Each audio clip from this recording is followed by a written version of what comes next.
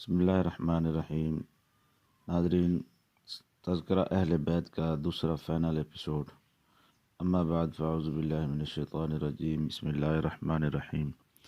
سرکار کائنات صلی اللہ علیہ وسلم کو اپنے نواسوں حضرت حسن اور حضرت حسین رضی اللہ عنہ سے بے حد انسیت و محبت بھی چلنا تھا۔ حضور صلی اللہ علیہ وسلم نے اپنے ان پیارے نواسوں کے لیے نماز کے دوران اپنے سجدوں کو طویل کر دیا۔ یہ معصوم پیارے بچے کھیلتے ہوئے نانا جان جب نماز میں مشغول ہوتے اور سجدے میں جاتے تو ان کی پشت پر سوار ہو جاتے۔ آپ اس خیال سے کہ کہیں ان معصوم بچوں کو کوئی چوٹ نہ آ جائے دیر تک سجدے کو لمبا کر دیتے، سر نہ اٹھاتے۔ حضرت فاطمہ رضی اللہ تعالی عنہا کے بڑے صاحبزادے حضرت حسن رضی اللہ تعالی عنہ، روایت میں آتا ہے کہ حضرت حسن رضی اللہ عنہ رسول خدا صلی اللہ علیہ وسلم سے تمام خلق خدا میں زیادہ قریب اور مشابہت ہے۔ روایت میں بھی آتا ہے کہ جب یہ بچے تھے تو حضرت صلی اللہ علیہ وسلم کبھی ان کے رخسار و لب چومتے اور کبھی ان کے زبان و اپنے دہن مبارک میں لے کر چوستے، کبھی گود میں کھلاتے، کبھی سینے پر پیٹھ پر اور بٹھاتے، کبھی اپنے ساتھ ممبر پر چڑھاتے۔ ایک صحیح روایت میں ہے کہ حضرت حسن رضی اللہ عنہ سینے سے سر تک اپنے نانا کے مشابہ تھے اور حضرت حسین رضی اللہ عنہ کا جسم جسد اطہر کے مشابہ تھا۔ حضرت حسن رضی اللہ تعالی عنہ بہت کم سخن تھے۔ وہ لوگوں کے لڑائی جھگڑوں کے معاملات سے بھی الگ رہتے تھے، لیکن اگر کسی مسئلے میں ان سے رجوع کیا جاتا تو دلیل کے ساتھ اپنی بات سمجھا دیتے۔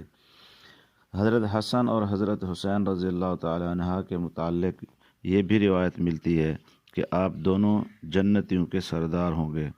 حدیث کے یہ الفاظ نقل کیے گئے ہیں: الحسن والحسین سید شباب اہل الجنہ۔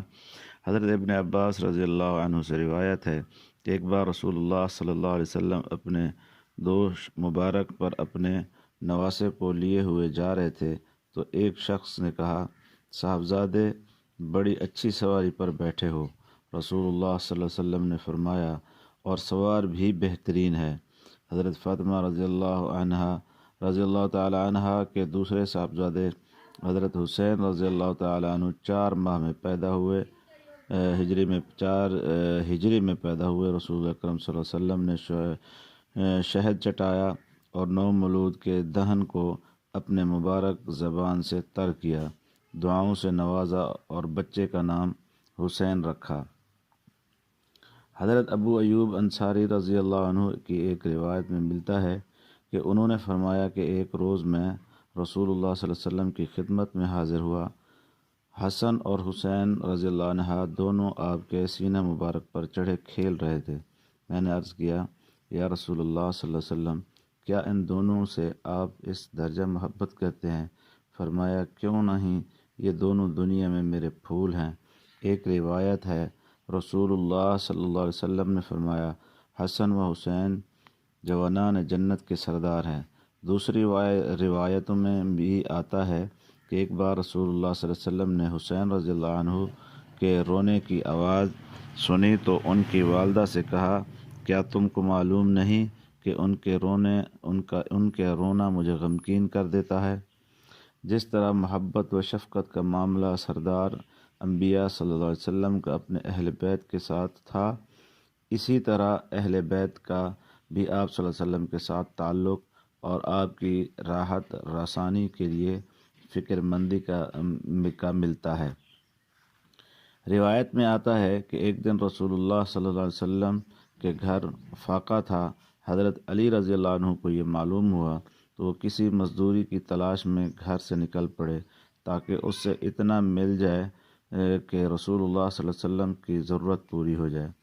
اس تلاش میں ایک یہودی کے باغ میں پہنچے اور اس کے باغ کی سینچائی یعنی پانی لگانے کا کام اپنے ذمے لیا۔ مزدوری یہ تھی کہ ایک ڈول پانی کھینچنے کی اجرت ایک کھجور۔ حضرت علی رضی اللہ عنہ نے 17 ڈول کھینچے۔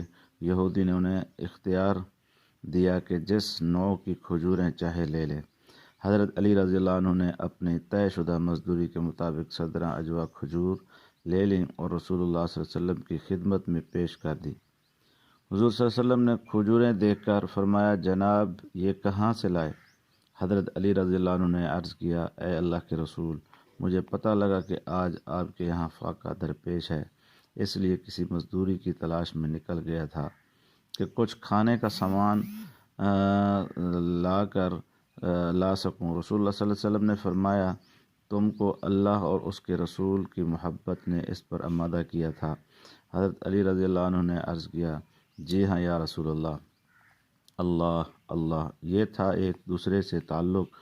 حضور اکرم صلی اللہ علیہ وسلم شفقت سے حضرت علی رضی اللہ تعالیٰ عنہ کو ابو تراب کہا کرتے تھے۔ حضرت عبداللہ بن عباس رضی اللہ عنہ کا بیان ہے کہ رسول اللہ صلی اللہ علیہ وسلم حجرہ فاطمہ کی طرف گئے۔ حضرت علی رضی اللہ عنہ کو وہاں نہ پا کر حضرت فاطمہ رضی اللہ تعالی عنہ سے پوچھا، علی کہاں ہے؟ حضرت فاطمہ رضی اللہ عنہا نے کہا، مسجد میں۔ آپ مسجد تشریف لائے تو دیکھا کہ علی رضی اللہ تعالیٰ لیٹے ہوئے، چادر ان کی پشت سے اتر گئی اور پیٹھ میں مٹی لگ گئی۔ آپ صلی اللہ علیہ وسلم نے اپنے دست مبارک سے ان کی پشت پر لگی ہوئی مٹی صاف کرنے لگے اور 2 مرتبہ فرمایا، اجلس یا ابو تراب، بیٹھ جاؤ اے ابو تراب۔ ابو تراب کا ترجمہ خاک آلودہ کیا جا سکتا ہے۔ غرض سردار انبیاء حضرت محمد صلی اللہ علیہ وسلم کا اپنے اہل بیت کے ساتھ جو شفقت و محبت اور اکرام کا معاملہ رہا، اس کی مثالوں سے سیرت کی کتابیں بھری پڑی ہیں۔ ہمارے اسلاف نے اپنی زندگیاں تلاش و جستجو میں قربان کرنے کے بعد تمام واقعات چھان بھٹک کر ملت کے سامنے پیش کر دیے۔ کاش ہم ان سے پوری طرح استفادہ کریں اور ان واقعات سے کچھ سبق حاصل کریں، اور آج ہم جو معاشرے کے حالات و گرہ سے گزر رہے ہیں ان پر حضور اکرم صلی اللہ علیہ وسلم کی سیرت پاک کی روشنی میں غور و فکر کر کے اپنے لیے کامیابی کے راستے کو منتخب کر سکیں۔ ناظرین، آج یہ ہمارا سلسلہ تھا۔ ہم نے آپ سے یہ شیئر کیا کہ تذکرہ اہل بیت کا آپ کے ساتھ حضور صلی اللہ علیہ وسلم کے ساتھ کتنا گہرا تعلق، پیار، محبت، شفقت اس قدر تھی کہ آپ حضرت حسن اور حضرت حسین کو اپنے سینے پر بٹھا کر کھلاتے تھے، اور آپ کے ساتھ ان کا پیار محبت والا معاملہ ہم نے آپ کے سامنے پیش کیا کہ دعا کریں کہ اللہ تعالی ہمیں اس واقعے سے سبق سیکھنے کی اور اس پر عمل کرنے کی توفیق عطا فرمائے۔